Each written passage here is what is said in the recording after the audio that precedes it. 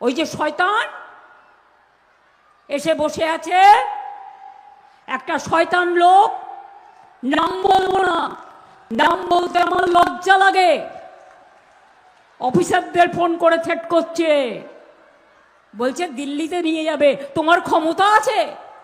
তুমি এক মাসে বড় বড় কথা বলছো, এটা তোমার দায়িত্ব নয়। তুমি কে ইন্টারফেয়ার করার? তুমিও তো কেন্দ্রের সরকারে আছো। আমার যদি ইন্টারফেয়ার করার ক্ষমতা না থাকে, তোমারও নেই।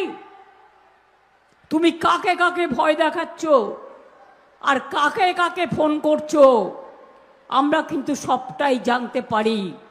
পরিষ্কার বলে যাই, ও মোটা ভাই, গঙ্গা ভাঙনের লোক মরে গেলে তোমার দেখা নাই। ও মোটা ভাই, ফরাক্কা ব্যারেজ ড্রেজিং করার জন্য তোমার দেখা নাই। কিন্তু এখান থেকে 500 জন অফিসারকে বাইরে পাঠিয়ে দিয়েছে যাতে বাংলার কাজগুলো থেমে যায়। আরে তুমি 1 মাস থামাতে পারো, আর ইলেকশনে এসে গিয়ে ইলেকশন তো শেষ হয়ে যাবে 1 মাসের মধ্যে, তখন সব কাজগুলো যেগুলো বাকি আছে, শুরু হয়ে গেছিল, সেগুলো সব হবে। কারো নাম কাটছ, কাউকে ভয় দেখাচ্ছ। দুয়ারে স্বাস্থ্য মানে ডাক্তার আপনার ব্লকে আসবে, নার্স আসবে, সিস্টার আসবে, প্যারামেডিক্যাল স্টাফ আসবে। আপনাকে দূরে হাসপাতালে যাওয়ার দরকার নেই। আপনার ব্লাড টেস্ট করা থেকে শুরু করে, এক্স-রে করা থেকে শুরু করে, স্ক্যান করা থেকে শুরু করে, আপনার শরীরের পরীক্ষা করার জন্য এই দুয়ারে স্বাস্থ্য পরিকল্পনা নতুন করে আমরা শুরু করব। এছাড়াও আপনারা বাচ্চাদের স্কুল ড্রেস থেকে শুরু করে, মিড ডে মিল থেকে শুরু করে সবটাই দেয়া হয়। পড়াশুনো মেয়েরা আজকাল করে কত বড় বড় চাকরি পাচ্ছে, কত বড় বড় ডাক্তার হচ্ছে, ইঞ্জিনিয়ার হচ্ছে। একবার ভাবুন তো, একদিন সংখ্যালঘুদের অবস্থা কী ছিল।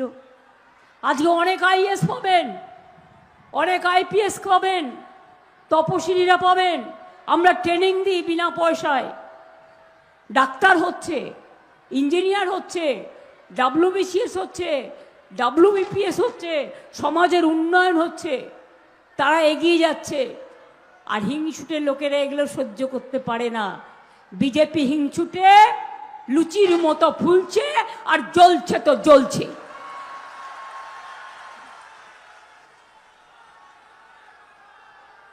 যাদের ভোট কেটেছে আগামীকালের মধ্যে, মানে 6 তারিখের মধ্যে, তারা যেন অ্যাপ্লিকেশনটা করে ট্রিব্যুনালের জন্য। দলের সাথে যোগাযোগ করুন। করেছেন তো? সবার নামটা তুলে দেওয়ার চেষ্টা করবেন। আমি কোর্টে কেস করেছিলাম বলে এখনো পর্যন্ত আমি জানি না টোটাল সংখ্যাটা কত হয়েছে, 25 লক্ষ নিশ্চয়ই ছাড়িয়ে গেছে। যাদের নামগুলো বাদ দিয়েছিল তাদের নাম আমি কোর্টে কেস করে তুলেছি। বাদ বাকিও সুপ্রিম কোর্ট বলেছে আপনার যা ডকুমেন্ট আছে, 13টা ডকুমেন্ট ছাড়াও বাদ বাকি ডকুমেন্ট নিয়ে দয়া করে আপনারা ট্রিব্যুনালে কেস করুন। বাদ বাকিটা লয়ার দেওয়ার দায়িত্ব আমাদের, লড়ে নেওয়ার দায়িত্ব আমাদের, কিন্তু দরখাস্তটা আপনাদের করতে হবে। নমিনেশন যখন দেবেন ভালো করে স্কুটিনি করবেন। অনেক প্ল্যান আছে ওদের, ক্যান্সেল করার বিজেপির প্ল্যান। নজর রাখবেন ভালো করে, স্কুটিনির দিন লয়ার নিয়ে যাবেন, চ্যালেঞ্জ করবেন। কারণ বেছে বেছে উকুন বেছে নিয়ে এসছে যারা আপনাদের নাম ক্যান্সেল করার জন্য বসে থাকবে, ভোটের দিন ডিস্টার্ব করবে। ইভিএম মেশিন ভালো করে চেক করবেন সবাই।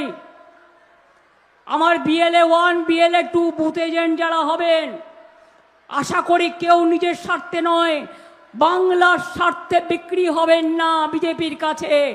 এবং দয়া করে মনে রাখবেন যে ইভিএম মেশিনের 1 থেকে যত বুথ গুনতে হবে, আর 5টা করে সিম্বলও যদি থাকে, 5টাতেই টিপে টিপে ভোট দিয়ে দেখবেন সেখানে ভোটটা ঠিক মতো পড়ছে কিনা। আর ইভিএম মেশিন খারাপ করে দেবে অনেক জায়গায় প্ল্যান করে, সেই ইভিএম মেশিন সারাতে আসলে দেবেন না। ইভিএম মেশিন নতুন করে নিয়ে আসতে বলবেন। এত লাইন দিয়েছেন, দরকার হলে নিজেকে রক্ষা করার জন্য, ভোটাধিকার রক্ষা করার জন্য, ঠিকানা রক্ষা করার জন্য, ভাষা রক্ষা করার জন্য, অস্তিত্ব রক্ষা করার জন্য একটু আপনাদের অপেক্ষা করতে হবে। আমি জানি ওদের প্ল্যান। ইভিএম মেশিন যখন চেক করবেন, ভিভিপ্যাট যেন থাকে, এটা দেখে রাখবেন। আর ভোট হয়ে গেলেই ওরা কিন্তু অনেক দিন টাইম পাবে। রাতের বেলায় অন্ধকার করে শুধু সিআরপিএফকে দিয়ে পাহারা দিয়ে আর সেন্ট্রাল ফোর্সকে দিয়ে পাহারা দিয়ে ভেতরে যাতে মেশিন চেঞ্জ করতে না পারে, সেই জন্য 24 ঘন্টা পাহারা দেবার ব্যবস্থা করতে হবে এবং নজর রাখার ব্যবস্থা করতে হবে। এবং আমাদের দাবি, বাইরে থেকে গণতন্ত্রের রক্ষক মানুষ যাতে দেখতে পারে ওই EVM machine central force check করছে কিনা, কোনো চিক ঢুকাচ্ছে কিনা, হ্যাক করছে কিনা। ওরা পারে না এমন কোনো কাজ নেই।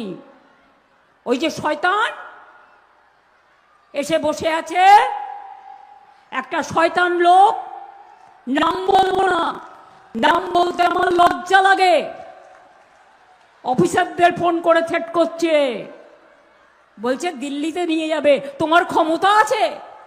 তুমি 1 মাসে বড় বড় কথা বলছো, এটা তোমার দায়িত্ব নয়। তুমি কে ইন্টারফেয়ার করার? তুমিও তো কেন্দ্রের সরকারে আছো। আমার যদি ইন্টারফেয়ার করার ক্ষমতা না থাকে, তোমারও নেই। তুমি কাকে কাকে ভয় দেখাচ্ছ আর কাকে কাকে ফোন করছো, আমরা কিন্তু সবটাই জানতে পারি। পরিষ্কার বলে যাই, ও মোটা ভাই, গঙ্গা ভাঙনের লোক মরে গেলে তোমার দেখা নাই। ও মোটা ভাই, ফরাক্কা ব্যারেজ ড্রেজিং করার জন্য তোমার দেখা নাই। ও মোটা ভাই, মা বোনদের ভোট কাটার জন্য তুমি হচ্ছ সবচেয়ে বড় ভোট কাটারি ভাই। মা বোনদের অধিকার নষ্ট করবার জন্য মহিলা বিরোধী ভাই, ছাত্র যুব বিরোধী ভাই, শ্রমিক কৃষক বিরোধী ভাই। তাই ভোটের পরে বলবো, তোমার দেখা নাই গো, তোমার দেখা নাই।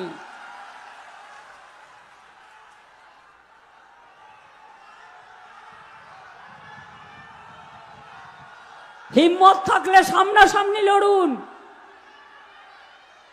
গণতন্ত্রের সৌজন্যতা রক্ষা করুন। সৌজন্যতা গণতন্ত্রের সবচেয়ে বড় সম্পদ। অসভ্যতামি করছেন কেন? মানুষের অধিকার কাটছেন কেন? এই 24-এর ভোটার লিস্টে তুমি নির্বাচিত হয়ে আজকে পদে আছো, প্রধানমন্ত্রী আজকে নির্বাচিত হয়েছো।